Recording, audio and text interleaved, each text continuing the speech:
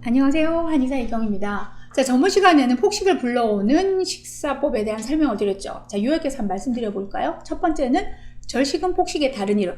자, 폭식을 예약하는 거다. 자, 두 번째는요, 폭식을 부르는 음식은 정해져 있다. 이 두 가지인데요. 이 두 가지에 대해서 정확하게 인지를 하셨다면 이제 폭식으로 다이어트를 망칠 이유가 없도록 대책을 세우셔야 되겠죠. 특히 식이태도 테스트 점수가 높은 분들은 잘 들어주시기 바랍니다. 다이어트를 할 때 규칙적인 식사 시간을 지키라는 것은 제가 꼭 강조하는 제일 원칙이죠. 보통 저녁에 모임 같은 경우 폭식을 했다가 그러면 어떻게 하세요? 나 어젯밤에 달렸지. 아침은 간단히, 점심도 굶어야 되겠다. 반대로 이렇게 얘기하시는 분들도 계십니다. 오늘 저녁에 회식이 있다. 그럼 어떻게 할까? 자, 하필 회식 장소도 갈비집이네? 잔뜩 먹을 것 같으니까 오늘 저녁은 먹을 걸 대비해서 아침과 점심은 확 줄여버려야지. 자, 이렇게 하시면 망하게 됩니다.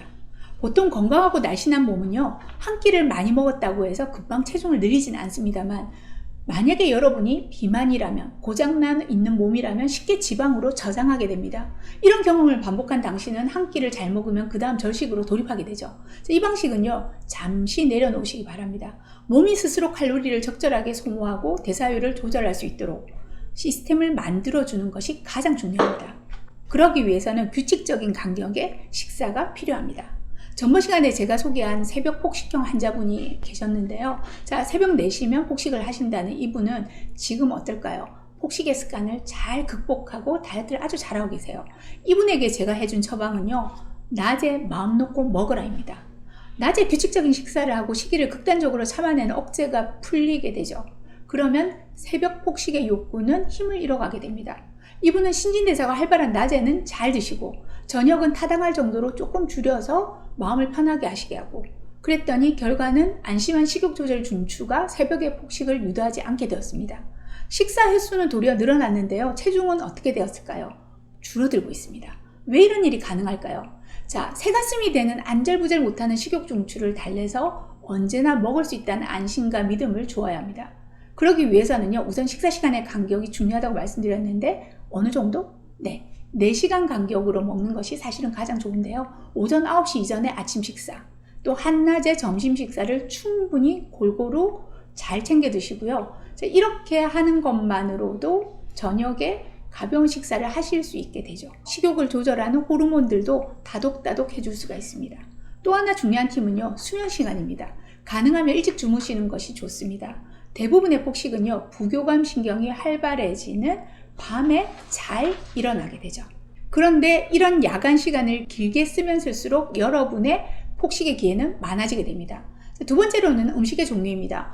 배를 충분히 불릴 수 있는 부피가 있는 음식이 좋습니다. 음식에는요, 칼로리는 높지만 부피는 별로 없는 음식도 있고요. 칼로리는 낮은 반면 그 부피 자체가 배를 빵빵하게 불리는 음식도 있습니다. 후자는 살이 잘 찌지 않아요. 흔히 말하는 다이어트 식사에 포함되는데요. 그러면서도 만복중추, 우리가 배가 위상이 부르다고 느끼게 해주는 만복중추를 자극해서 먹는 욕구를 잠재우게 됩니다. 아주 좋은 다이어트 음식이죠. 바로 섬유소가 풍부한 음식들인데요. 단적으로 표현하자면, 자, 납작 초콜릿 한 판하고 비빔밥 한 그릇하고 칼로리는 같지만 몸속에서 하는 일은 완전히 다르다는 거죠. 잘 차려진 한상을 잘 먹었다는 기억을 강화시키고 폭식을 누르게 됩니다. 자, 이쯤 되면 항상 받는 질문이 있어요. 선생님, 근데 제가 좋아하는 음식은 단 거, 기름진 거, 바로 그런 거거든요. 이걸 참을 수가 없어요. 자, 이게 제일 어려운 부분이긴 합니다만 해결책이 없는 것은 아닙니다.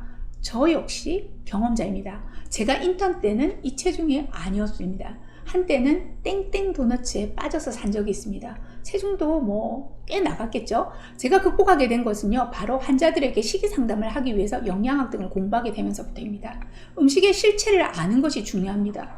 도넛을 만드는 과정, 거기에 들어가는 어마어마한 양의 설탕을 보는 순간, 그리고 그 설탕들이 우리 몸에 들어와서 하는 어두운 얼굴을 보는 순간, 또 트랜스 지방이 우리 몸속에 들어와서 하는 나쁜 짓들을 제가 하나하나 찾아보게 되면서 저는 도넛과 결별할 수 있게 되었습니다.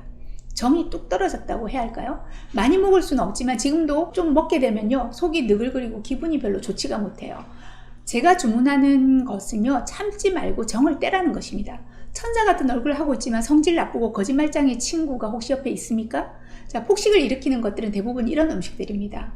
겉은 아름답지만 이면은 추악하죠. 그래서 이면을 공부하는 것이 필요합니다. 자, 마지막으로 몇 가지 폭식을 막는 요령을 알려드리겠습니다. 최대한 많이 씹어서 음식물을 삼키는 습관이 중요합니다. 이렇게 씹는 행위를 많이 하실수록 우리의 뇌는요, 우리가 많이 음식을 먹었다는 것으로 느끼게 되죠. 또 포만감이 생기게 되고 많이 씹을수록 식욕은 억제됩니다.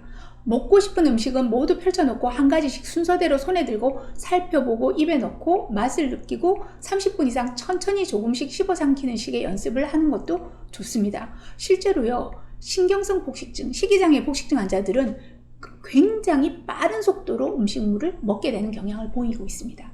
자, 또 하나는요, TV나 스마트폰을 보면서 식사를 하는 것은 피하세요. 식사 시간에는 온전히 식사에 전념하고 즐기시기 바랍니다. 폭식의 욕구가 잘 일어나는 시간대가 있는데요. 나는 오후 몇 시만 되면 배가 고파, 이럴 때는 다른 대체 행동을 그 시간에 하셔서 신경을 분산시키는 것도 좋습니다. 그 시간에 산책이나 운동을 정해놓고 하거나 또는 대청소 또는 친구와 만나거나 전화통화를 하시는 것도 좋겠습니다. 다이어트는 특별한 이벤트가 아니라 물 흐르듯이 또는 공기같이 내가 먹는 식습관을 교정한다는 의미로 다가가는 것이 가장 바람직합니다. 스트레스 해소가 되는 즐거운 운동, 다양한 인간관계, 취미생활 등을 통해서 활동량을 증가시키고 삶의 활력을 가지는 것이 즐거운 다이어트의 시작이며 폭식을 막을 수 있는 방법입니다. 감사합니다.